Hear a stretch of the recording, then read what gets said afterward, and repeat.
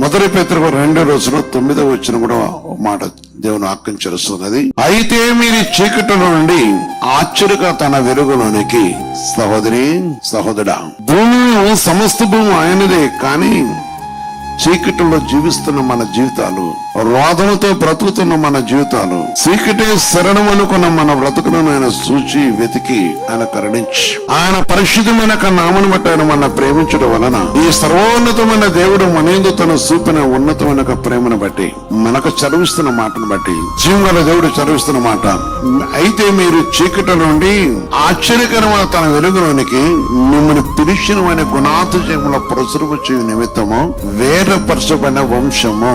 ఈ సమస్త భూమిలో దేవుడు మనల్ని వేరుపరుచుకున్నాడు. ఈ సమస్త భూమిలో స్థిరమైన జనముగా ఏర్పరచుకున్నాడు, వంశంగా ఏర్పరచుకున్నాడు.